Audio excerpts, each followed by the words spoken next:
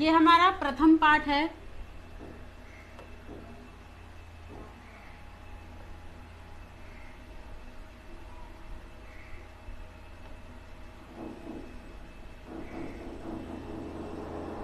पाठ का क्या नाम है? मंगलम। क्या नाम है पाठ का? मंगलम। देखिएगा, किताब तो सबके पास होगा, मैंने कह भी दिया कि किताब आप लोग रखिएगा। उपनिषदः वैदिक वाङ्मयस्य अंतिमे भागे दर्शन शास्त्रस्य सिद्धांतान प्रकटयन्ति।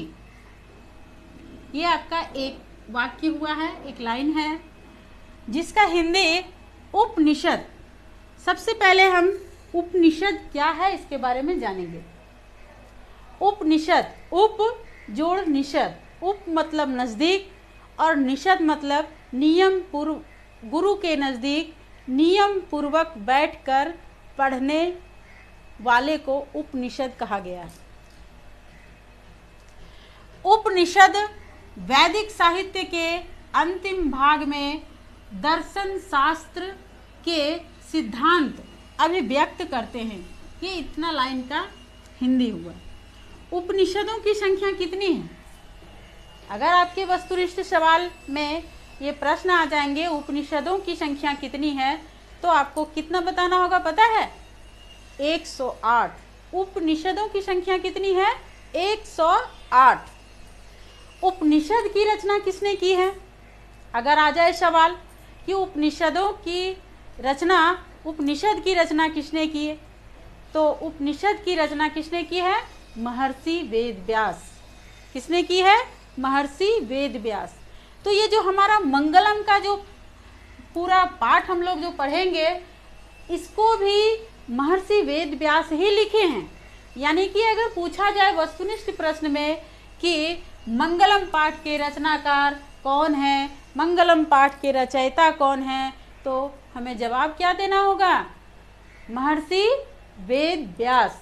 जिसने उपनिषद को लिखा है उसी ने मंगलम को भी लिखा है। आया समझ में? उपनिषदों की संख्या कितनी है? 108। उपनिषदों की संख्या कितनी है? 108। तो प्रथम लाइन का हिंदी तो मैंने बता दिया। सर्वत्र परम पुरुषस्य परमात्मनः महिमा प्रधानतया गीयते। दूसरा लाइन का हिंदी है, सभी जगह परम पुरुष परमात्मा की महिमा गाई जाती है। तेन परमात्मना जगत व्याप्त मनुशासितम चास्ति। उस परमात्मा के द्वारा संसार पूर्णतया व्याप्त है और अनुशासित है। पूर्णतया व्याप्त है और अनुशासित है। स एव सर्वेषां तपसां परमं लक्ष्यम। इस पाठ में परमात्मा की महत्ता, अस्मिन् पाठे परमात्परा उपनिषदां पद्यात्मका पंचमंत्रा संकलिता सन्ति। इस पाठ में परमात्मा की महत्ता का वर्णन करने वाले 5 श्लोक संग्रहित किए गए हैं। कितने श्लोक हैं? 5 श्लोक। वो भी कहाँ से लिया गया है? उपनिषद से लिया गया है। उपनिषदों की संख्या कितनी है? 108। उपनिषदों के रचनाकार कौन है? महर्षि वेदव्यास। मंगलम पाठ के रचनाकार कौन है? महर्षि वेदव्यास। फिर से इस बात को मैंने दोहराया है, हो सकता है वस्तुनिष्ठ प्रश्न में आ जाए, जिसमें मदद मिलेगा। अब आइए आगे हम लोग श्लोक की ओर बढ़ते हैं। ये तो हमारा परिचय था, अब हम लोग श्लोक की ओर बढ़ते हैं। मंगलम पाठ का प्रथम श्लोक है, हिरण्यमयेन पात्रेण सत्यस्यापि हितं मुखं तत्त्वं पूषन्न पाविर्णो सत्यधर्माय दृष्टये। अब देखिए, बच्चों को लगता है, कुछ विद्यार्थियों को लगता है कि मैम आपसे तो हो ही जाता है, हम लोगों से नहीं होता है जो, तो हम लोगों से कैसे कैसे उच्चारण करें संस्कृत का, इसके बारे में कुछ बताइए।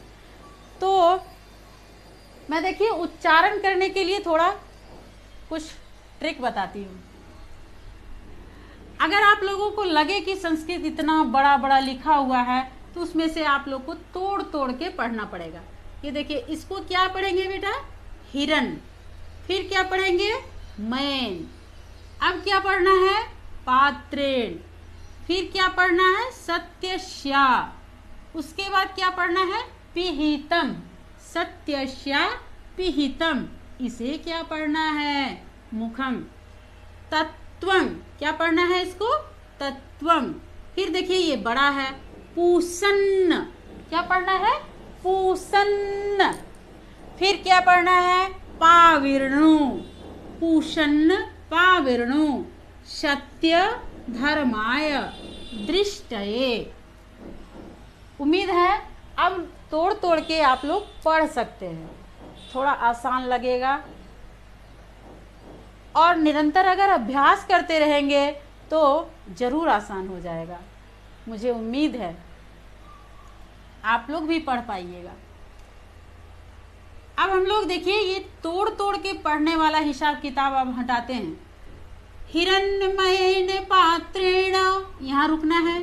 सत्यशापिहितं मुखम। तत्वं पूषन्न पाविर्णो।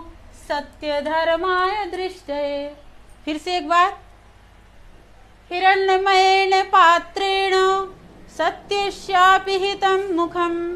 तत्वं पूषन्न पाविर्णो। सत्य धर्माय दृष्टये। उम्मीद है हमारे साथ आप लोग बोलिएगा। हिरण्मयेन पात्रेण सत्यशापिहितं मुखम। तत्वं पूषन्न पाविर्णो। सत्य धर्माय दृष्टये। अब लगता है कुछ पढ़ना आ गया है। अब आइए हम लोग अब इसके हिंदी के बारे में चर्चा करेंगे। हिरण्मयेन पात्र का मतलब होता है सोने का पात्र। इसका मतलब क्या होता है, सोने का बर्तन, सोने का पात्र। सत्य, विशेष रूप से मंगलम पाठ में सत्य की खोज हुई है। सत्य के बारे में, सत्य को पहचानने के लिए बताया गया है। सत्य का खोज बताया गया है। किसने सत्य का खोज किया इसके बारे में चर्चा किया गया है। अब देखिए इसी श्लोक का अर्थ है, सत्य का मुख हिरण्मयेन पात्र से ढका हुआ है।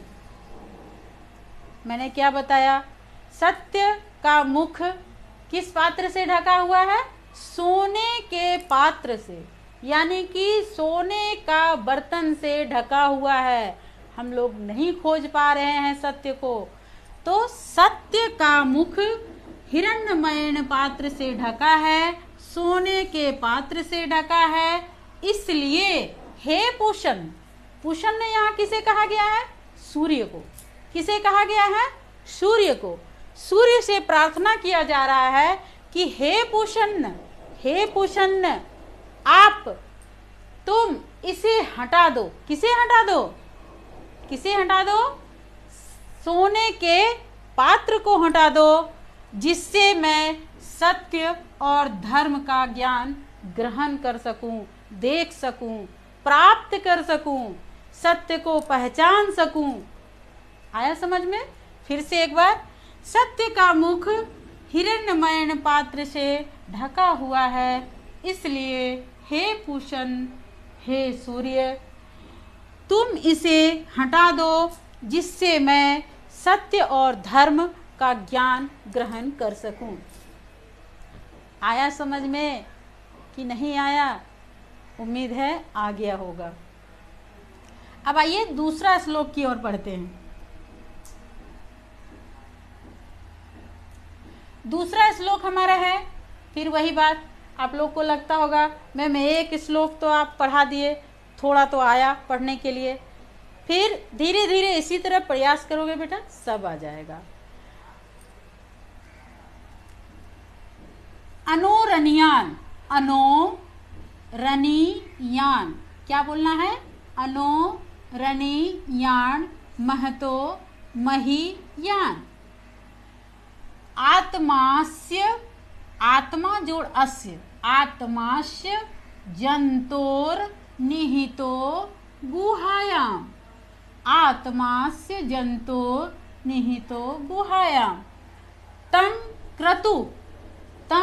क्रतु पश्यति वीतशोको धातु प्रसादान महिमान मात्मनः। कितना बड़ा है ये, इसको 4 टुकड़ा में बोलना है जी। धातु प्रसादान, ये देखिए आधा नो अर्धवर्ण है, आधा नो नौमो संयुक्त है ये। प्रसादान बोलना है पूरा नो, लिखना है आधा नो। धातु प्रसादान महिमान महिमान मात्मनः। फिर से अनोरनयान महतो महीयान, आत्मास्य जंतोर निहितो गुहायाम।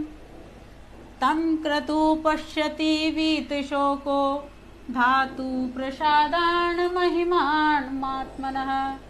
फिर से एक बार, अनोरनयान महतो महीयान, आत्मास्य जंतोर निहितो गुहायाम। तम क्रतु पश्यति वीतशोको धातु प्रसादान महिमान मात्मनः। अब आते हैं हिंदी की ओर। इस श्लोक का क्या हिंदी है, ये कहाँ से लिया गया है? कंठोपनिषद। ये उपनिषद का नाम है जी, कंठोपनिषद। इस श्लोक का हिंदी है, प्राणियों के हृदय रूपी गुफा। ये जो मनुष्यों के अंदर ये हृदय है ना, ये गुफा है। गुफा क्या है? गुफा है।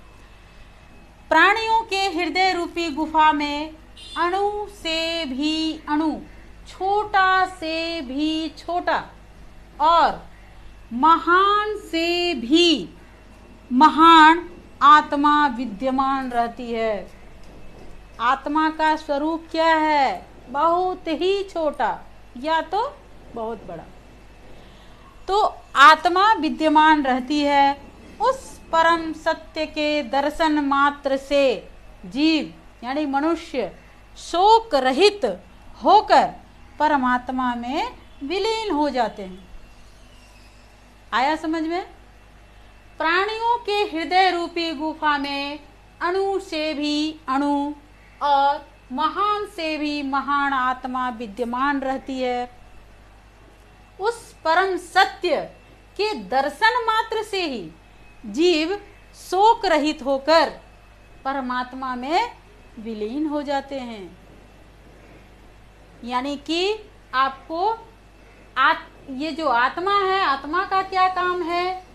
प्राणियों के गुफा में रहकर ये कितना इसका कैसा आकार होता है इसके बारे में बताया गया है, और इसका खोज कैसे होता है इसमें बताया गया है। अब आइए आप लोग तीसरा श्लोक। तीसरा श्लोक है, सत्यमेव जयते नानृतम्। सत्यमेव जयते नानृतम् सत्येन पंथा वित्त तो। क्या बोलना है? वित्त तो देवयानः येना क्रमन्त्य ऋषयो, येना क्रमन्त्य ऋषयो हयाप्त कामा, यत्र तत् सत्यस्य परम निधानम। बच्चों, अगर इस तरह श्लोक को तोड़ तोड़ कर पढ़िएगा बिल्कुल आसान हो जाएगा। जैसे हम बता रहे हैं बिल्कुल उसी आधार पर पढ़िएगा, सूत्र श्लोक जो है आसान हो ही जाएगा। और आप लोग पढ़ लीजिएगा, सत्यमेव जयते नानिर्तम सत्येन पंथा विततो देवयानः येना क्रमन्त ऋषयो हयाप्त कामा यत्र तत् सत्यस्य परम निधानम। फिर से एक बार, सत्यमेव जयते नानिर्तम सत्येन पंथा विततो देवयान येन क्रमन्त ऋषयो हयाप्त कामा यत्र तत् सत्यस्य परम निधानम। क्या जी, मन लग रहा है ना? उम्मीद है लगता ही होगा। अब आइए इस श्लोक का हिंदी। सत्य की जीत होती है और सत्य की नहीं। बच्चों, आप लोग तो भी जानते होंगे कि सत्य की जीत तो होती ही है, परंतु झूठ की कभी नहीं होती है। सत्य की जीत होती है और सत्य की नहीं। सत्य से परम पिता परमेश्वर ईश्वर परम पिता परमेश्वर तक पहुंचने का मार्ग विस्तृत होता है। अगर हम सच्चे हैं तभी हम ईश्वर तक पहुंच सकते हैं। अगर सच्चे हृदय वाले हैं तभी हम ईश्वर तक, परम पिता परमेश्वर तक पहुंच सकते हैं। इसी मार्ग के द्वारा आप्त कामा ऋषि का क्या नाम था? आप्त कामा। क्या नाम था? आप्त कामा।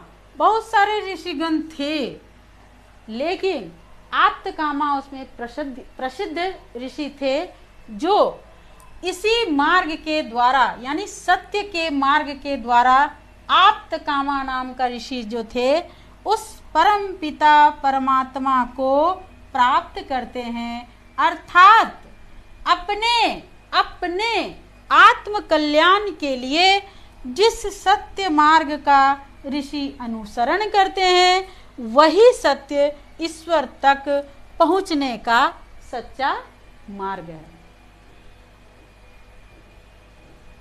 आया समझ में? आप्त कामा ऋषि क्या किए? अपने कल्याण के लिए जिस सत्य मार्ग का ऋषि अनुसरण किए, वही सत्य ईश्वर तक पहुंचने के लिए सच्चा मार्ग है। अब आते हैं अगले श्लोक की ओर।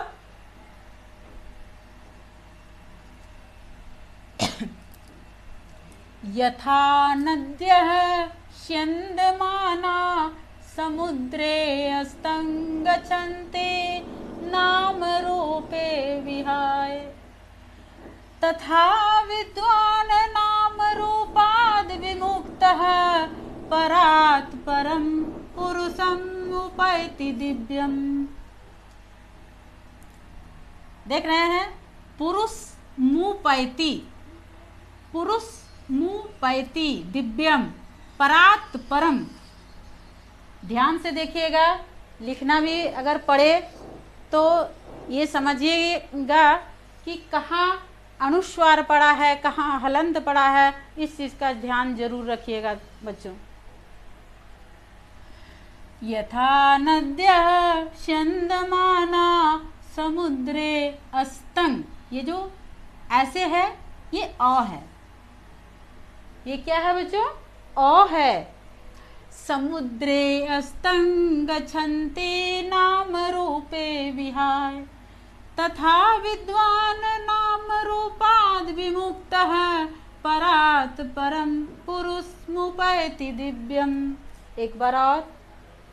यथा नद्यः स्यन्दमाना समुद्रे अस्तं गच्छन्ति नाम रूपे विहाय तथा विद्वान् नाम रूपाद् विमुक्तः परात् परं पुरुषमुपैति दिव्यम्। क्या ठीक लगा? उम्मीद है अच्छा ही लगा होगा और आप लोग को सुनने में अच्छा लगा होगा। बिल्कुल आप लोग ऐसे ही गाइएगा, ऐसे ही पढ़िएगा, ज़रूर है। ऐसा उम्मीद है कि सारे विषय से अच्छा संस्कृत ही लगेगा। बहुत संस्कृत जो है एक सरल भाषा है, बहुत ही इसमें रुचि होना चाहिए। रुचि अगर हो गया तो संस्कृत श्लोक पाठ जितनी भी कहानियाँ हैं बहुत ही अच्छा लगेगा पढ़ने में। तो इसका हिंदी आते हैं। जिस प्रकार निरंतर बहती हुई नदियाँ। आप लोग नदियाँ को तो देखे होंगे, बहती हुई नदियाँ को। ये नदियाँ बहकर कहाँ जाती है? समुद्र में। कहाँ जाती है? समुद्र में जाती है। तो देखिए, जिस प्रकार निरंतर बहती हुई नदियाँ अपने नाम रूप को त्याग कर, ये देखिए जब समुद्र में जाके मिलती है तो नदी का जो नाम था वो हट जाता है। क्या हो जाता है? हट जाता है। और ये आके कहाँ मिल जाती है? इसको क्या बोला जाता है? समुद्र में। कहाँ मिलती है ये? समुद्र में मिलती है, समुद्र में विलीन हो जाती है। जिस प्रकार निरंतर बहती हुई नदियाँ अपने नाम रूप को त्याग कर समुद्र में मिल जाती है, उसी प्रकार विद्वान अपने नाम रूप से विमुक्त होकर जब वो परिपूर्ण हो जाते हैं, एक विद्वान जब परिपूर्ण हो जाते हैं तो विद्वान का नाम हट जाता है। और ये हटने के बाद, इनसे मुक्त होने के बाद वो कहाँ चले जाते हैं? ब्रह्म में विलीन हो जाते हैं। जैसे नदियाँ समुद्र में विलीन होती है, उसी प्रकार विद्वान ब्रह्म में विलीन हो जाते हैं। फिर से एक बार, जिस प्रकार निरंतर बहती हुई नदियाँ अपने नाम रूप को त्याग कर समुद्र में विलीन हो जाती है, उसी प्रकार विद्वान नाम रूप से मुक्त होकर ब्रह्म में विलीन हो जाते हैं। आया समझ में इस श्लोक का हिंदी? अब बढ़ते हैं आगे की ओर।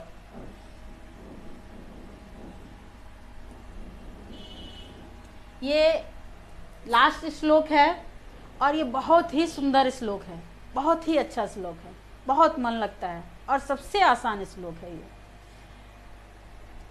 देखिए क्या पढ़ेंगे इसको? वेदाह में तंग। क्या पढ़ना है? वेदाह। क्या पढ़ना है? वेदाह। वेदाह में तम पुरुषम महानतम। अर्ध 9 है, 9 तो संयुक्त है। महानतम, इसमें देखिए हलंत लगा हुआ है, इस चीज़ का ध्यान जरूर रखिएगा आप लोग।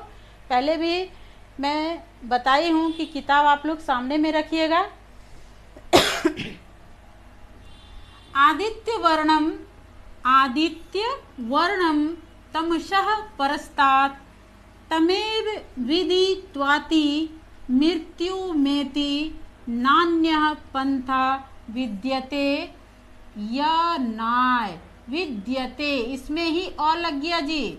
ये देखिए, ये ऐसे में बताए थे ना कि इसको अ का उच्चारण करना है, बिल्कुल अ का उच्चारण करना है। विद्यते या नाय, या नाय। अब आगे बढ़िए। वेदाहमेतं पुरुषं महान्तं आदित्यवर्णं तमसः परस्तात् तमेव विदित्वाति मृत्युमेति नान्यः पंथा विद्यते यनाय। फिर से एक बार। वेदाहमेतं पुरुषं महान्तं आदित्यवर्णं तमसः परस्तात् तमेव विदित्वाति मृत्युमेति नान्यः पंथा विद्यते यनाय। कैसा लगा? बहुत अच्छा लगा होगा, बहुत ही अच्छा लगा होगा, सुनकर दिल बाग बाग हो गया होगा। फिर से एक बार सुनाती हूँ। वेदाहमेतं पुरुषं महान्तं आदित्यवर्णं तमसः परस्तात् तमेव विदित्वाति मृत्युमेति नान्यः पंथा विद्यते यनाय। अब हम लोग हिंदी की ओर बढ़ते हैं। मुझे, यानी सूर्य कह रहे हैं कि मुझे परम पुरुष जानो, मुझे ही परम पुरुष जानो। आदित्य, जो आदित्य वर्ण, सूर्य, सूर्य को आज क्या कहा गया है? आदित्य। जो आदित्य वर्ण के रूप में अंधकार के आगे प्रकाश के रूप में है, ये रूप होना चाहिए यहाँ पे, अंधकार के आगे प्रकाश के रूप में हूँ। कौन? सूर्य। कौन बोल रहे हैं? सूर्य बोल रहे हैं कि मैं अंधकार के आगे प्रकाश के रूप में हूँ। मुझे जानने वाला मृत्यु को पार कर सकता है। जो मुझे जान गया वो मृत्यु को पार कर गया। इसके अलावा कोई दूसरा रास्ता नहीं है। इसके अलावा कोई दूसरा रास्ता नहीं है। उम्मीद है आप लोग समझ गए होंगे। अब मैं, पाठ तो अंत हो गया। अब इसके अंतर्गत ये हिंदी जो आप लोगों को बताया गया है, इसी पाठ से संबंधित वस्तुनिष्ठ प्रश्न आते हैं, जो दो टाइप का रहता है। एक हिंदी वस्तुनिष्ठ रहता है, एक संस्कृत वस्तुनिष्ठ रहता है। ठीक है ना? एक हिंदी वस्तुनिष्ठ और एक संस्कृत वस्तुनिष्ठ। तो हिंदी वस्तुनिष्ठ जो आएंगे इसी में से ढूंढ कर दिया जाएगा आपको। मैंने जो जो बात बताया आप लोग बारीकी से अगर सुने होंगे तो वस्तुनिष्ठ प्रश्नों का जवाब आप लोग आसानी से दे देंगे, बिल्कुल आसानी से दे देंगे। अब आइए वस्तुनिष्ठ प्रश्नों के अंतर्गत।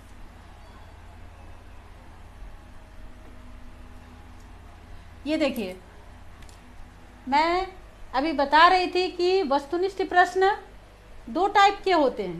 प्रत्येक चैप्टर में दो टाइप के होंगे, हिंदी वस्तुनिष्ठ और संस्कृत वस्तुनिष्ठ, और दोनों मिक्स करके ही वस्तुनिष्ठ प्रश्न जो 50-60 वस्तुनिष्ठ आपका आने वाला है, दोनों मिक्स रहेगा।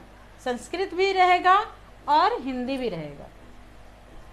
तो आइए हिंदी की ओर बढ़ते हैं।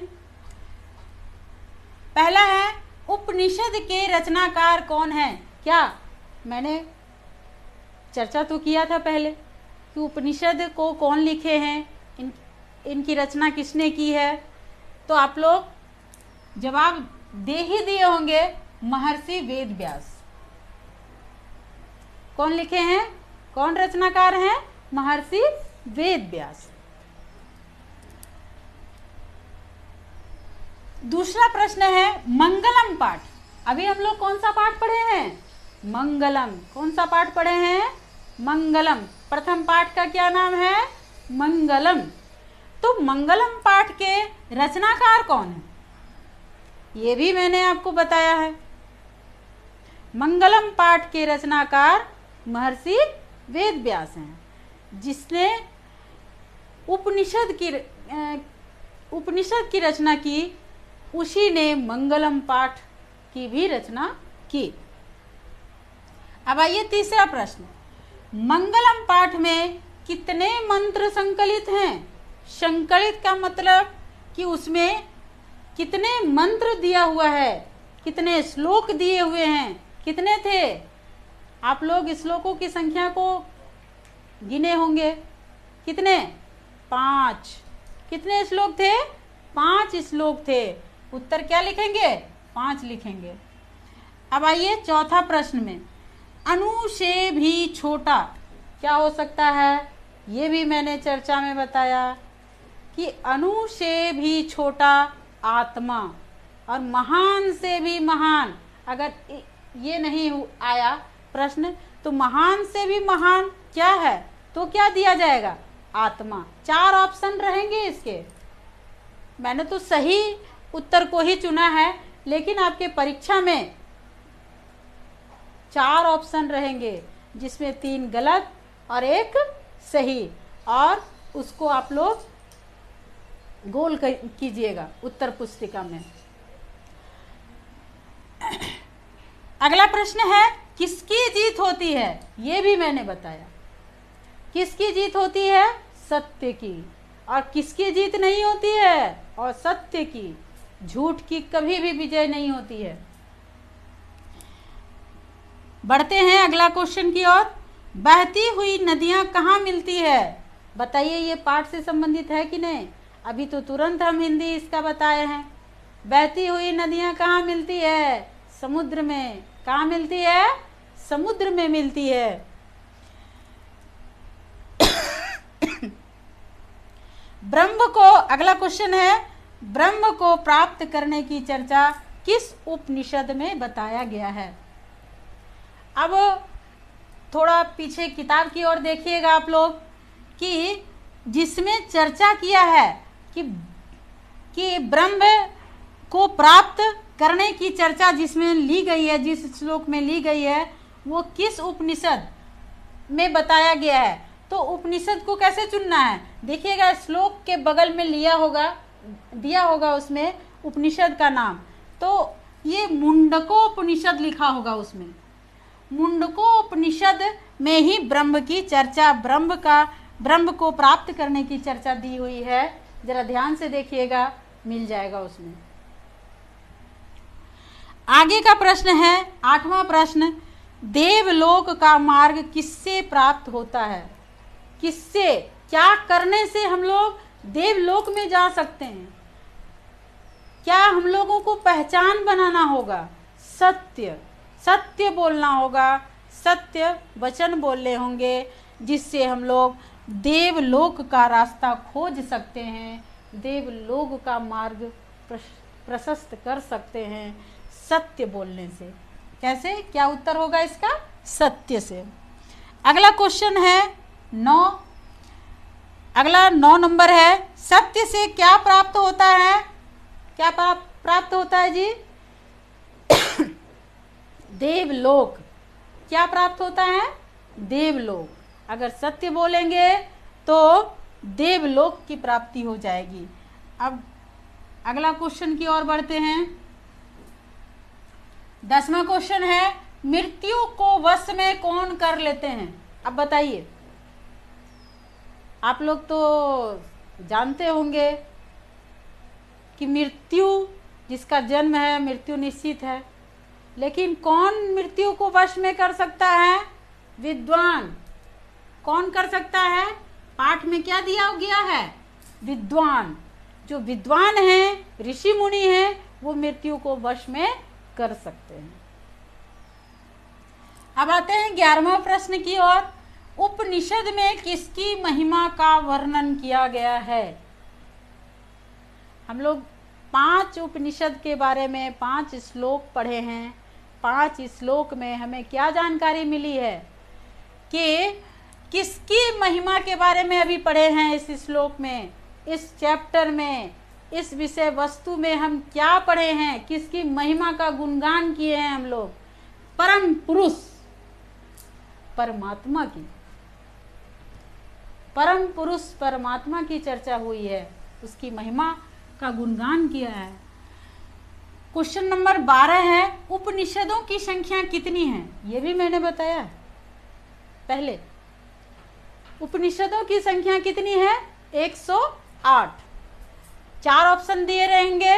सभी प्रश्नों में 4, जो 60 प्रश्न का वस्तुनिष्ठ होता है, उसमें 4 प्रश्न का उत्तर दिया रहता है, जिसमें 3 प्रश्न गलत पाए जाते हैं और 1 प्रश्नों का जवाब सही होता है। आपको ढूंढ के लिखना पड़ेगा। उपनिषदों की संख्या कितनी है? 102, 104, 106, 108। कौन सा में मारेंगे जी?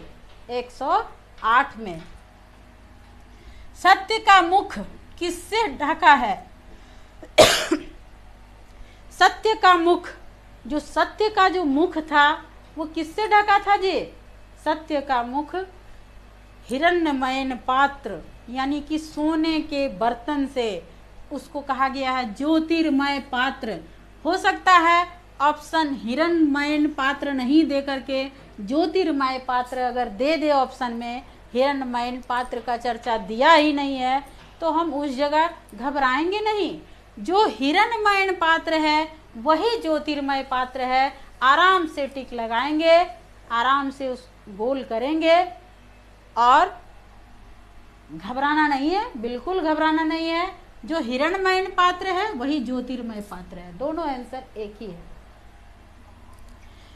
अगला क्वेश्चन है 14। सत्य का खजाना कहाँ है? कहाँ मिलेगा सत्य का भंडार? कहाँ खजाना है सत्य का? देवलोक में। कहाँ है? देवलोक में। 15वां क्वेश्चन है किसकी जीत नहीं होती है? किसकी जीत होती थी? सत्य की। किसकी जीत नहीं होती है? असत्य की। क्या लगा आसान? कैसा क्वेश्चन रहा? अच्छा रहा ना? बिल्कुल अच्छा रहेगा और आगे भी अच्छा रहेगा। अब आते हैं हम लोग संस्कृत वस्तुनिष्ठ प्रश्न की ओर।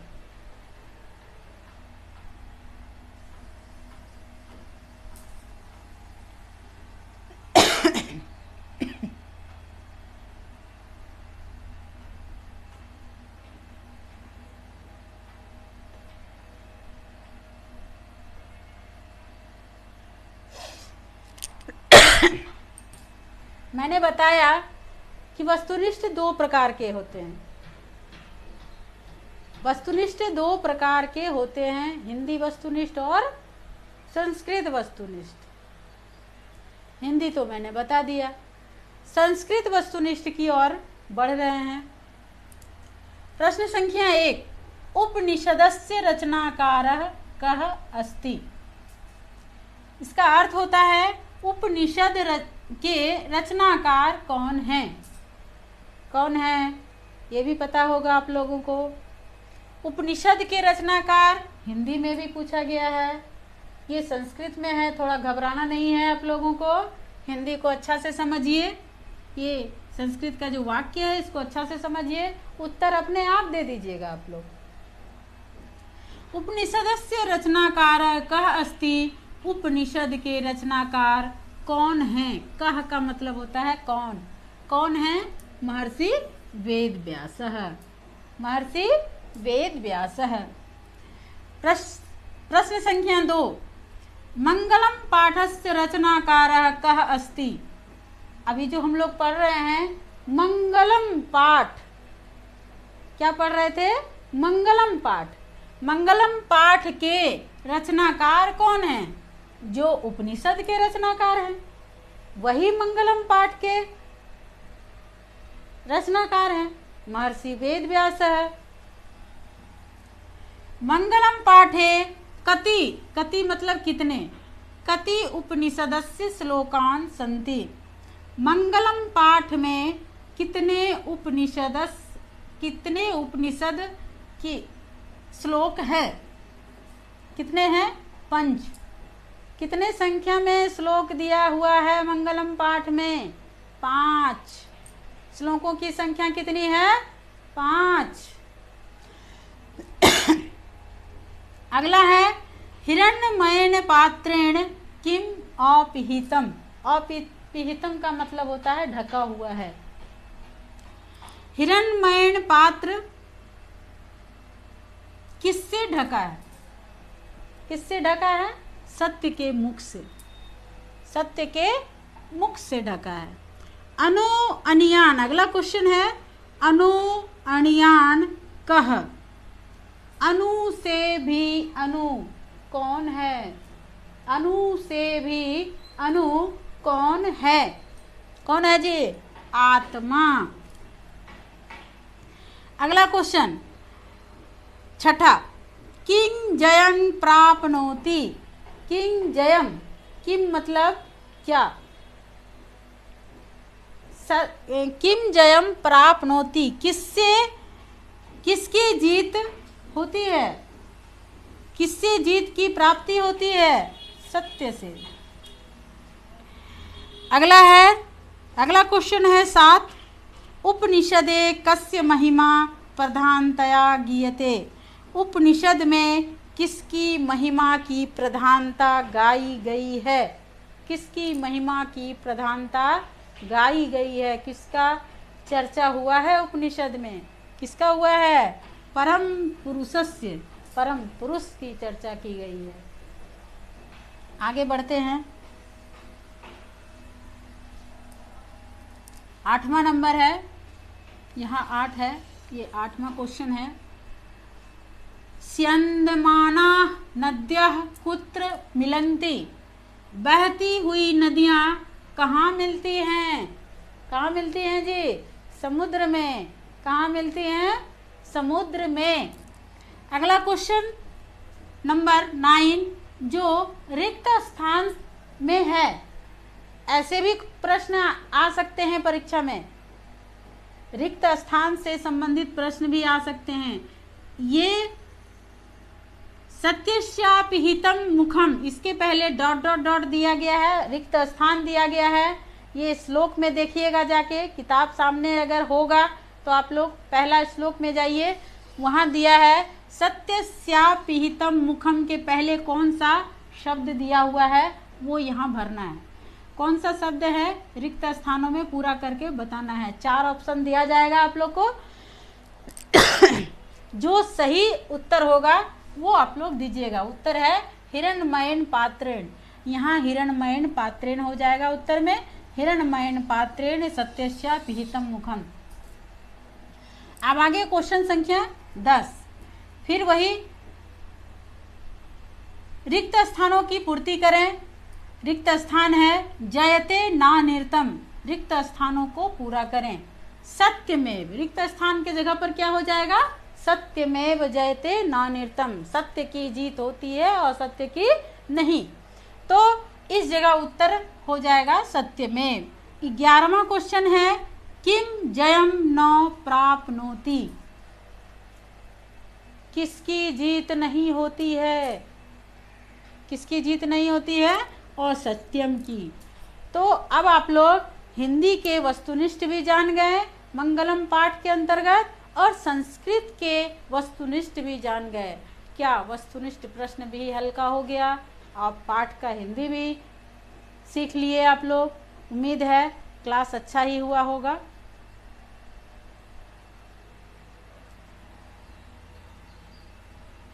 अब इसके बाद हम लोग इसी पाठ से संबंधित प्रश्न उत्तर के बारे में समझेंगे, जो 16 अंकों का आता है। पिछले वीडियो में मैंने प्रश्न पत्र का प्रारूप बताया था, जो लघुत्तरीय प्रश्न की चर्चा किए थे, वही लघुत्तरीय प्रश्न आज फिर से आया है। लघुत्तरीय प्रश्न ये 8 प्रश्न का जवाब देना होगा। पूरे किताब से 8 प्रश्न आएंगे, 8 प्रश्न का जवाब देना होगा, जो 16 अंकों का रहता है। प्रत्येक क्वेश्चन 2-2 अंकों का रहता है। और अब इसमें प्रश्न की ओर बढ़ते हैं, जो लघुत्तरीय प्रश्न है। प्रश्न संख्या 1 है, बहुत ही महत्वपूर्ण प्रश्न है ये। मंगलम पाठ के आधार पर आत्मा की विशेषताएं बताएं। आत्मा की विशेषताएं, आत्मा क्या है, इसके बारे में हम लोग पाठ में पढ़े थे।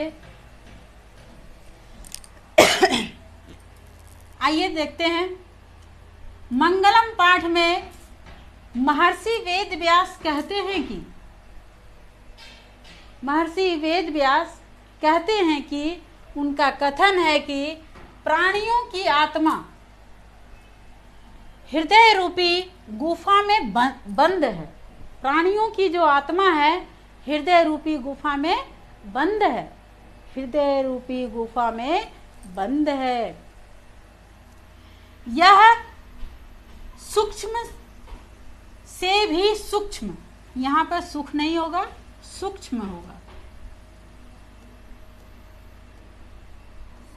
सूक्ष्म से सूक्ष्म यानी छोटा से छोटा, अणु से अणु, सूक्ष्म से भी सूक्ष्म और महान से भी महान है। कौन? आत्मा। कौन है? आत्मा। इस आत्मा को बस में, ये बस नहीं, ये वश, इस आत्मा को वश में नहीं किया जा सकता है। क्या किसी ने आत्मा को रोक के दिखाया है? नहीं,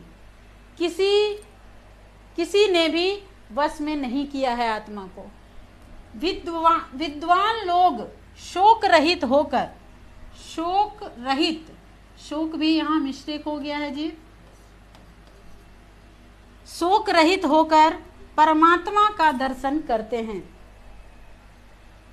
विद्वान लोग भी शोक रहित होकर परमात्मा का दर्शन करते हैं। ये आपका आत्मा की विशेषताएं के बारे में आप इसका उत्तर सटीक रूप से दे सकते हैं। यही उत्तर सटीक है, जो आपको इतना लिखने के बाद कितना अंक आ जाएगा? 2 अंक आ जाएगा। और कितने सवाल रहेंगे आपको? 15 सवाल रहेंगे। 15 में से आपको 8 सवालों का जवाब देना होगा, जो 16 अंकों का रहता है। अब आइए प्रश्न संख्या 2 की ओर।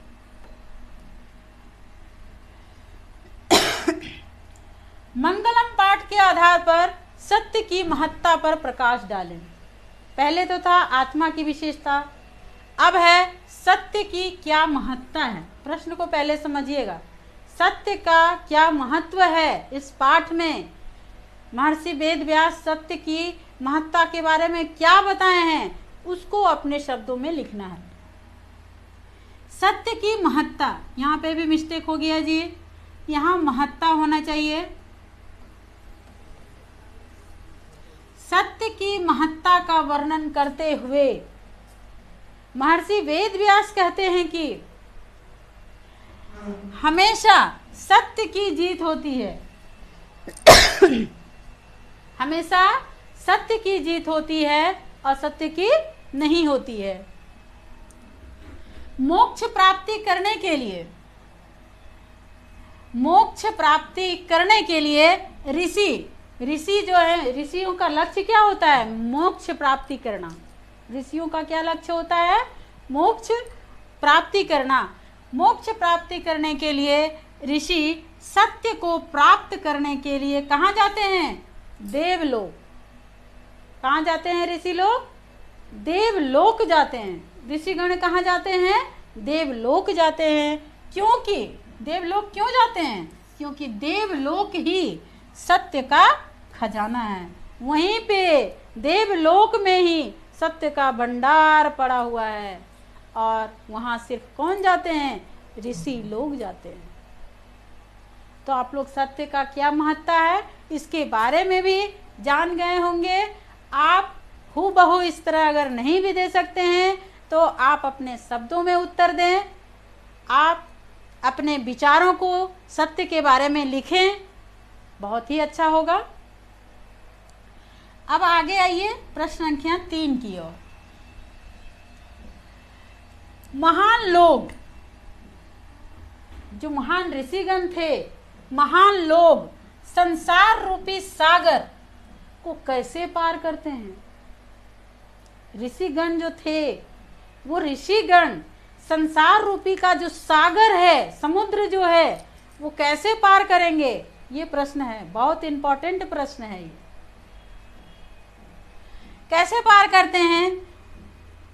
उत्तर है, वेद व्यास जी कहते हैं, महर्षि वेद व्यास कहते हैं कि अज्ञानी लोग, जिसे कुछ भी नहीं आता है, उसे कोई भी ज्ञान नहीं है, वो लोग, अज्ञानी लोग अंधकार स्वरूप, अज्ञानी लोग को किसकी सूची में रखा गया है? अंधकार स्वरूप। और ज्ञानी लोग, जो ज्ञानी हैं, जानकार लोग हैं, उसको प्रकाश स्वरूप माना गया है, प्रकाश के समान माना गया है। अज्ञानी को क्या माना गया है? अंधकार के समान माना गया है, और ज्ञानी को प्रकाश के समान माना गया है। महान लोग इसी को समझकर मृत्यु को पार कर जाते हैं। जो महान होते हैं वो इसी को समझते हैं कि हमें महान बनना है, तो ज्ञानी बनना है, तो हमें संसार को सागर के रूप में पार करेंगे, मृत्यु को पार करेंगे।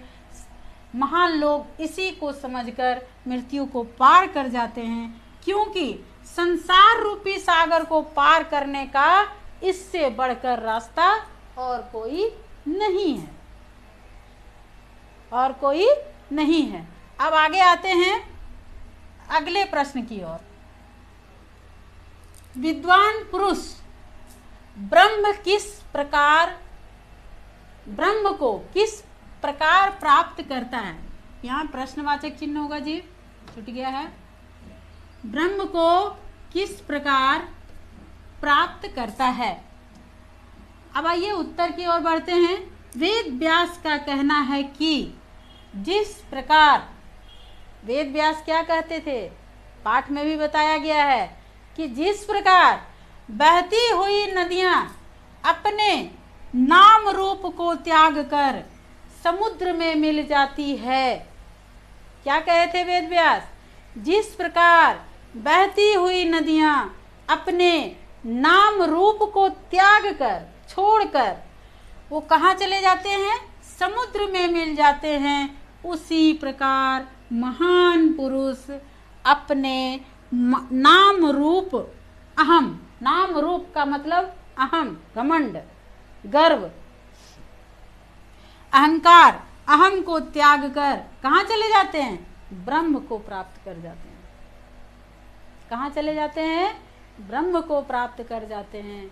जिस प्रकार बहती हुई नदियाँ समुद्र में अपने नाम रूप को छोड़कर समुद्र में मिल जाती है, उसी प्रकार महान पुरुष, महान लोग अपने नाम रूप को त्याग कर ब्रह्म को प्राप्त कर लेते हैं। बहुत ही अच्छा जवाब है, बहुत ही सुंदर जवाब है। उम्मीद है आप लोग अपने से लिख सकते हैं।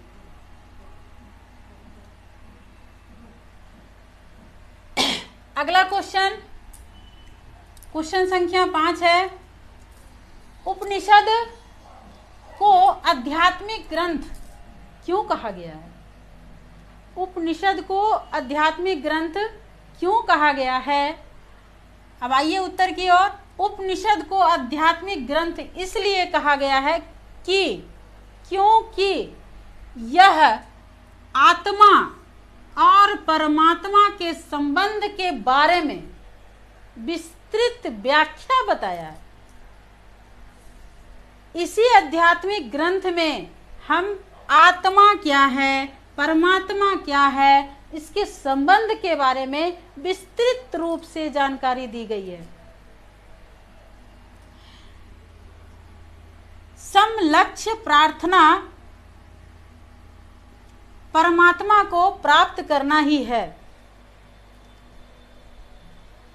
कुछ लक्ष्य की प्राप्ति करने के लिए परमात्मा को प्राप्त करना ही होगा। ये आपका प्रश्न मंगलम पाठ का हिंदी वस्तुनिष्ठ, संस्कृत वस्तुनिष्ठ प्रश्नों उत्तर के साथ मंगलम पाठ को खत्म किया जाता है। उम्मीद है आप लोगों को बहुत अच्छा से समझ में आ गया होगा और आशा करती हूँ कि अगले वीडियो में फिर मिलूँगी और आप लोगों को जानकारीप्रद बात बताना चाहूँगी। धन्यवाद।